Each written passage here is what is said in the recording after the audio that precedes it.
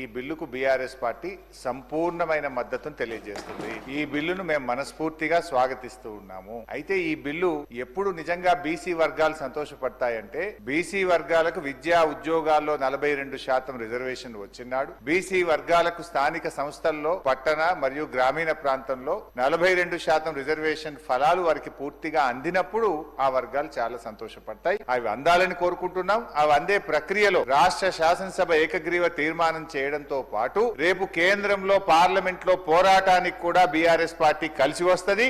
మాకున్న 4 రాజ్యసభ సభ్యులు కూడా ఏకగ్రీవంగా ఈ బిల్లుకు మద్దతు ఇస్తూ మేము ఓటేస్తాం. అయితే ఈ బిల్లు పాస్ కావాలంటే ఏం కావాలి అధ్యక్ష? రాహుల్ గాంధీ గారు ఇలా ప్రధాన ప్రతిపక్ష నాయకుడు, 100 మంది ఎంపీలు ఉన్నారు. వారు మరి ఈ బిల్లు మీద ఒత్తిడి తేవడానికి పార్లమెంట్ లో వారు కృషి చేయాల్సినటువంటి అవసరం ఉంది. దానికోసం వారిని గట్టిగా రాహుల్ గాంధీ గారు ఇలా పూనుకోవాల్సినటువంటి అవసరం ఉంది. ఈ బిల్లు విషయంలో రాష్ట్ర శాసనసభలో గతంలో కేసీఆర్ గారు ఉన్నప్పుడు కూడా అధ్యక్ష, మేము మార్కెట్ కమిటీ చైర్మన్లలో డైరెక్టర్లలో బీసీలకు 50% రిజర్వేషన్ తెచ్చింది బీఆర్ఎస్ పార్టీ. అదే విధంగా వైన్స్ లో మొట్టమొదటిసారిగా ఈ దేశంలో ఎక్కడ లేని విధంగా మా గౌడన్నల కోసం గీత కార్మికులకు వైన్ షాప్ల అలాట్మెంట్ లో కూడా రిజర్వేషన్ తెచ్చింది బీఆర్ఎస్ ప్రభుత్వము. ఇట్లా మేము కొన్ని కార్యక్రమాలు చేసినాం. అయితే మేమేమంటున్నామంటే, ఈ బిల్లులో ఒక 2 విషయాలు మీ చేతిలో ఉన్నది. ఇది దీంట్లో కేంద్రం పర్మిషన్ అవసరం లేదు, ఢిల్లీ అనుమతి కోసం వేచి చూడాల్సిన అవసరం లేదు. రేపో మాపో బడ్జెట్ పెడుతున్నాం కనుక మేము ఈ బిల్లులో 3 అంశాలు మా గంగుల కమలాకరణ చెప్పినటువంటి విషయాల్లో ఇందులో మన పెద్ద బేసిజాలకు పోవాల్సిన అవసరం లేదు. బీసీల మీద మీకు నిజంగా చిత్తశుద్ధి ఉంటే, బీసీల మీద మీకు నిజమైనటువంటి ప్రేమ ఉంటే